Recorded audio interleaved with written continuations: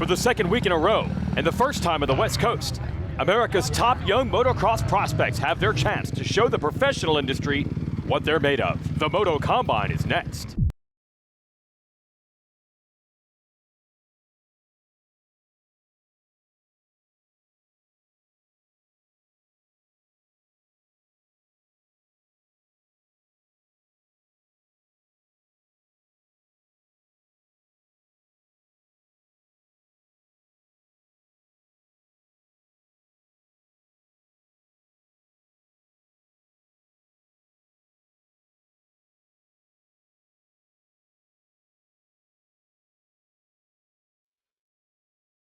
MX Sports Pro Racing has put together the 2021 Moto Scouting Combine West, presented by the Special Warfare Division of the U.S. Air Force.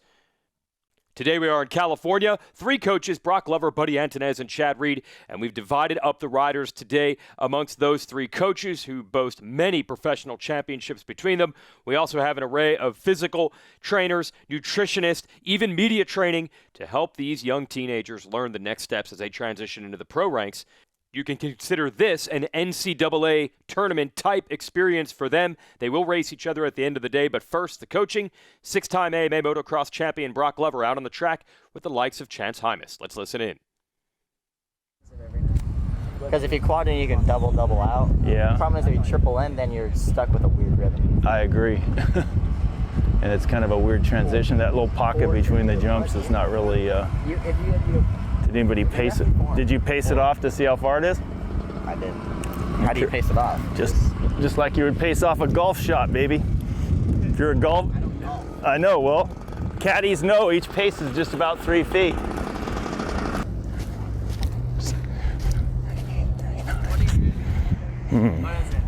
That's 40 paces, so you're talking 120 feet, brother. 120 with a tailwind.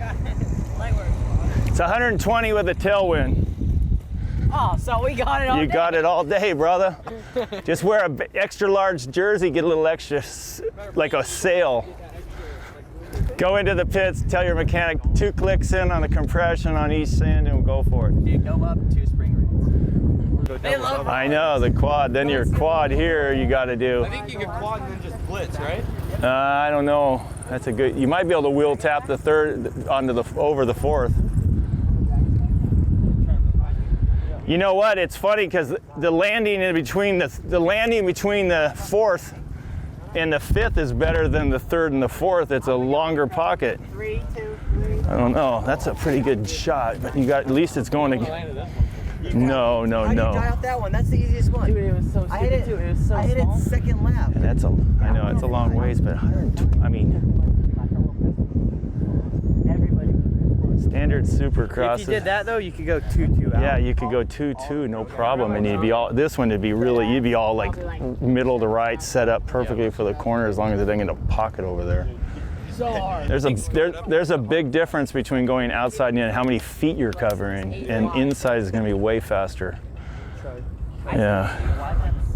It's different than the first national of the year, huh? Like even backwards, the track is quite different. It'd be tight off the start when you guys are all close, like all through here. It's gonna suck if you're not in front. Rip the start, that's for sure. Yeah, if you're in the back, you're gonna have to fun. Yeah. You guys wanna? Should we go up through the middle here? Yeah, that'd probably be the best bet. That was Brock Glover there at the beginning. This is Chad Reed now, chatting with students. Also have Gareth Swanepoel and Ryan Fedoro out there. This is Buddy Antunez's group. You see Buddy Antunez in the white T-shirt, the 5-time Arena Cross champ. Reed, of course, a legend, 2-time Supercross champion. Daxton Bennick, now coaching is over, getting his warm-up. Young rider out of North Carolina. You excited to race on the reverse track? What do you think about it? It's pretty cool. We're doing now 30-minute moto, so it's gonna be tough. It's hot, but track's fun. We're just gonna have fun. Garib and the rest of the amateurs get ready for qualifying practice. And yes, the idea is fun. The result is not supposed to mean anything. It's just a chance to learn. But you know racers are racers. Once you put them on the track, they're going to go as fast as they can.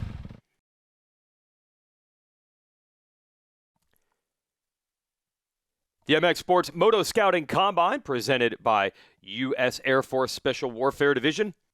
Riders like Gavin Towers out of Pennsylvania getting ready to survey this track and learn as much as they can. There's Buddy Antonez coaching Daxton Bennick. California's own Hunter Yoder is there, and we are getting ready for our first moto. The nerves are about to come up. There's Chance Hymas, who was second overall at our Eastern event last weekend. And let's go racing.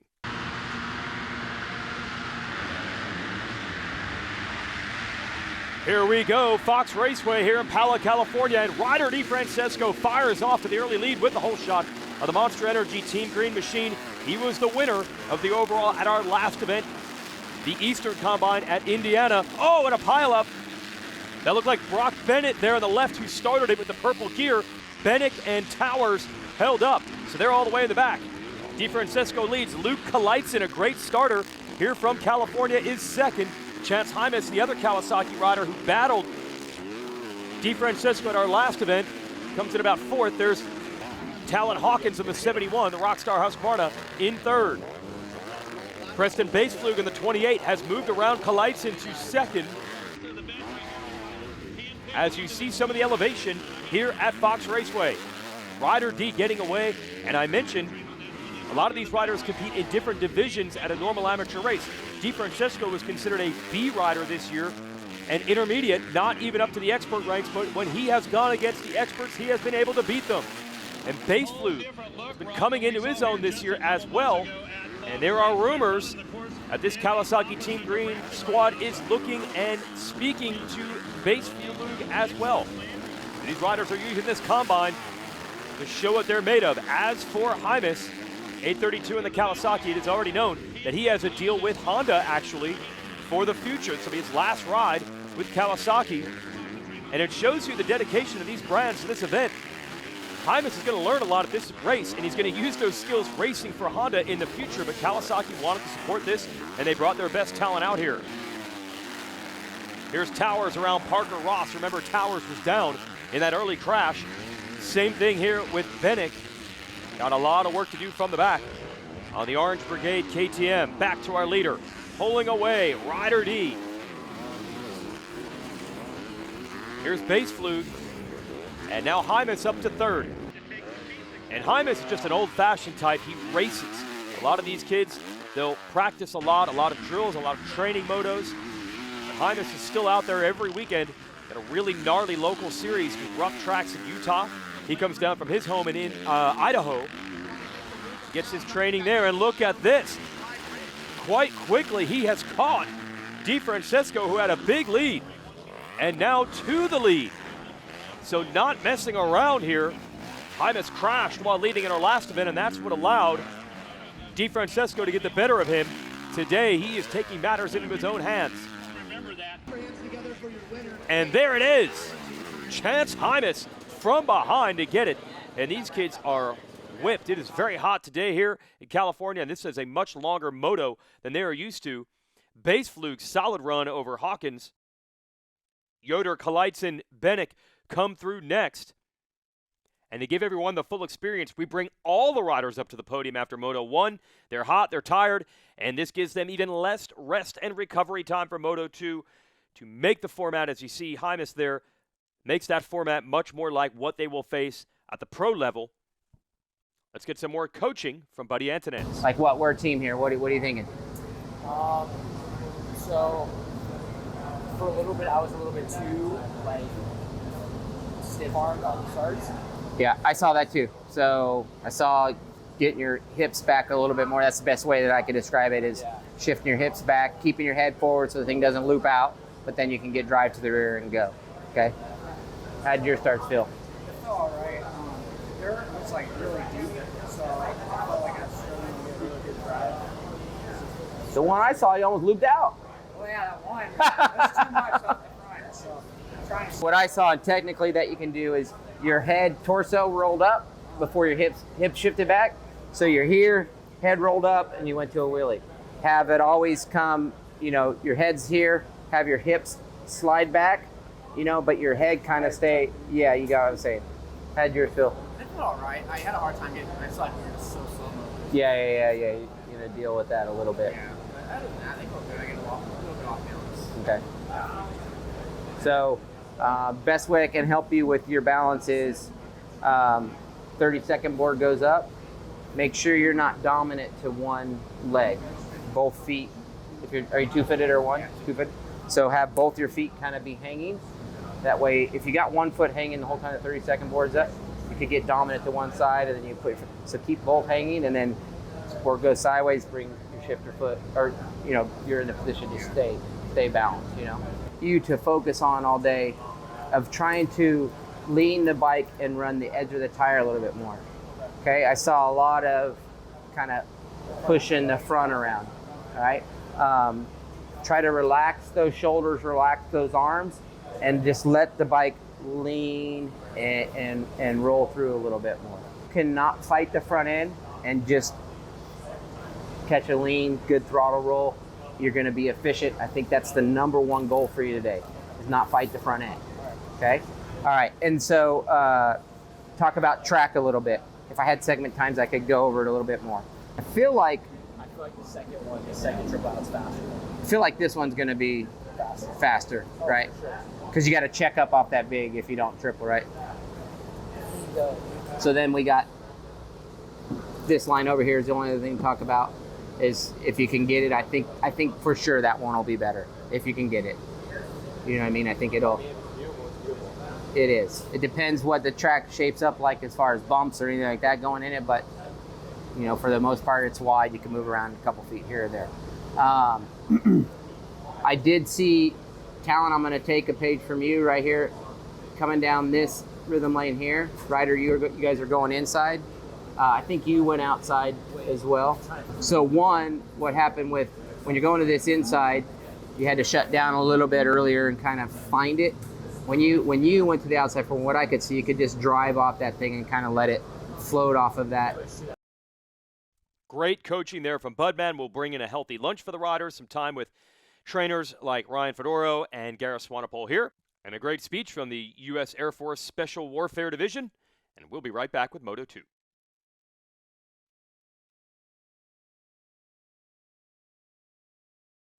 Chad Reed going over notes on the track and with lap times with his students here at the Moto Scouting Combine. How was start practice? Good. It's deep, huh? Yes. Watching you guys, it's just like you're like just going nowhere, slow-mo, exactly. Yeah. And I would assume that they'll dig it back up again, like right before your race, they'll dig it, so it'll be really deep. So just, like it's not about trying to do a start, in my opinion, off the start. Like just try to just drive off of it real smooth and draw that line that you want. I think it'll help you a lot. Inside's hard. Some of them. Yeah. But starting to get, I think it will get good. Starting to get better, yeah. Yeah, and then maybe the third or fourth turn, I asked him, like that, before the finish, you do that little tabletop before you go left before the finish. Like the face is really nasty. Yeah, I told him that they need to get and fix the face a little bit. So we'll see if they do that or not. All the insides are just like new and nasty. Yeah, and outsides are starting to blow up. Yeah, even when you watch the 85 kids behind you guys, like they're just literally outside. For me, the nervousness or nerves was always an exciting part too, And once you acknowledge that the nerves are there because you care, you want to be fast, you want to be good, I think that it's important to acknowledge that part, that you care, you want to do well. And then just remember that it's just a dirt bike race, You've been doing this a long time. You didn't, there was no shortcuts to get here. And you're here because you deserve to be here. And once you start to kind of get that feeling and then embrace the fact that, you're one of 18 kids here, go have fun, man. Like just, try to use that and use that nervous as energy, not something that like makes you go the other way. That's easier said than done because it's, I've been struggling a little bit. Yeah, and at the highest level, from when I was winning, whether it be James, Ricky, Eli Tomac, Kenny, it's who can deal with that on the day, and that's why sometimes you see those big swings. Some days guys wake up in the morning, they feel awesome, and it's just an easiest day of your life. Yeah. Other days you wake up feeling, like you got out the wrong side of the bed, and it's just a tough day, and it's those guys that can manage that, turn that around on that day, and use it as energy, not go the other way. Other guys that are successful. So, yeah, great question. And everybody feels it, So, like I can promise you, everyone in here, they might deal with it in different ways, but it's a thing that everybody, feels. So, you kind of have that same feeling all day long, and you don't get the best out of yourself. So, no, that's cool. Yeah, sometimes I forget just to have fun out there. Yeah. And I'm like suffering for Yeah, holding your breath and hitting every bomb. Yeah, been there, done that. Yeah. Now that's refreshing news when the legend of Supercross, Chad Reed, tells these youngsters that he has experienced the same nerves they have. And those nerves are about to ramp back up as we are set for the second and final moto of the day. Chance Hymas trying to repeat. There's Hunter Yoder taking some advice from Reed. Julian Belmer here. He's ready to go. Rider out of Arizona. Let's go racing.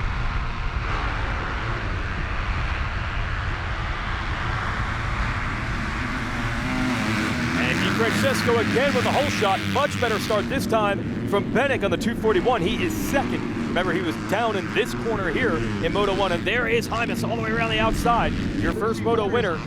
And this has been the challenge. Can DeFrancesco hold off Hymas? Hymas is 1 year further ahead. He is an A-level expert rider. And again, DeFrancesco a B rider. They matched up pretty well in the 3 motos they've raced so far. And DeFrancesco pulling away again. Kaleitsin, another good start. He is a dynamite starter. On the Honda, he is in third. Can he hang with some of the biggest names in the game? He's sandwiched between Hymas and Bennett. And look at this. Kaleitsin is going after him. This is a home track of sorts for Kaleitsin. Bennett, meanwhile, is based in North Carolina. Also home turf for DeFrancesco out of Bakersfield, California.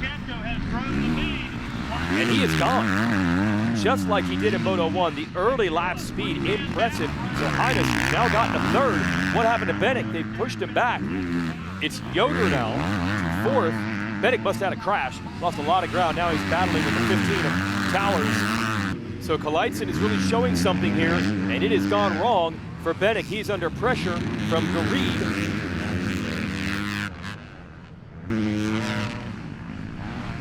This will be a fun battle to watch. Brock Bennett there on the 211. Remember, he was down with Bennett in the first moto. Hymas now going to work as he does later in these races, trying to get around Kaleitsin. He's able to hold him off at the top of the hill, and look at the lead DeFrancesco has, and now Hymas has gone down. Remember in Moto 1, he was able to make that ground up, but with a crash, that's going to be a tall order here in Moto 2, and just like that, as Yoder is moving forward, just like that, we could be looking at 2 overall wins in the 2 combines this year for Rider D. Hymas is going to give it everything he has as he catches back up to Yoder. I believe this is for second now. I think there might have been a bike problem for Kaleitsin because he is gone. Remember, he was running very well, so tough break for Kaleitsin, but again, the goal here is to learn and just show the industry what you're capable of. The result on paper at the end only matters so much. Scouts know what they see, and what we have seen is that there is much more than just hype to Rider DeFrancesco, who has always been considered one of the top amateurs, and as he has moved to the big motorcycles and he wins here today, he has proven that his success will continue unabated. Hymas, Yoder, Gareed, Towers, that's the rest of the top 5. That was in the moto. The overall, Yoder is third behind Hymas and DeFrancesco. We'll be back to talk to our top riders after this.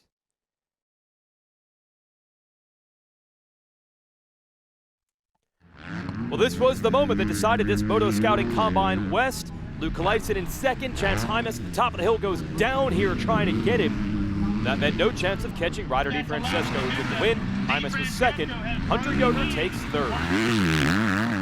I could actually ride corners that time. I didn't feel like I was, I don't know how to put it, but just like a squirrel, I guess. I felt like a kook out there the first moto, but I went back. I watched some Ricky Carmichael from back in the day, and he's actually battling with my mentor, Chad Reed, and, you know, I tried to put a little bit of that into my riding, and it helped me a lot. I was flowing a lot better and just had a lot more charge that time. I always feel like the second moto plays into my favor a little bit. I've always had a lot of endurance, so it's cool to be able to showcase that in front of a lot of people and show them that I'm not quite ready yet, but if you give me the chance, I can be ready. Hunter Yoder taking steps towards a pro career.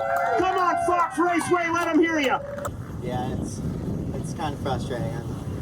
I wanted to win really bad, and I just made stupid mistakes. And unfortunately, played stupid games, win stupid prizes, and made stupid mistakes, and ended up second. But I charged the whole time, and I just gave everything I had. I want to give a shout out to the whole Kawasaki team for believing in me. Those guys are awesome. Ryan, Chappie, Jan, those guys bust their butts for me all the time. Moab, I can't thank them enough. And my mom and dad for everything they do for me. Fly, Scott, Renthal, Maxima, Dunlop, Run Up Power, and everyone else, thank you. I told you down at Indiana this guy was ready. He's charging. His lap times indicate he's fit. How about a big Fox Raceway round of applause for Chase Hymas?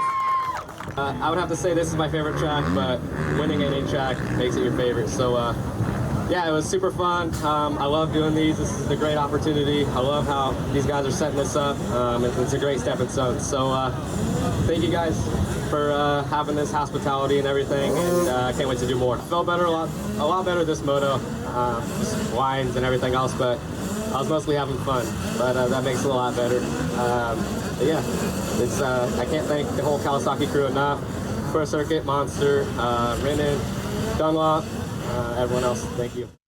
There it is, top three. Rob Bidas with the live podium interviews, just like we do with the pros. Special thanks to the U.S. Air Force Special Warfare for backing this event. Let's hear some thoughts on their involvement. My name is Technical Sergeant Jake Hall. I'm here on behalf of Air Force Special Warfare. I'm a TAC P by trade, and in the Air Force TAC Ps, we embed with forward units and call in airstrikes for them. Yeah, and just the kind of men and women that we're looking for in Air Force Special Warfare. Dudes and females who ride motocross, they have a lot of the attributes we're looking for, like hard work, determination, never giving up, all those types of things. Like most people who ride motocross, and especially if they do it well and take it seriously, they have those attributes. So that's something else, I guess, like another reason why we're here, try to find more people like that. That's it for the Moto Scouting Combines for 2021. We will have more in 2022. Thanks for watching.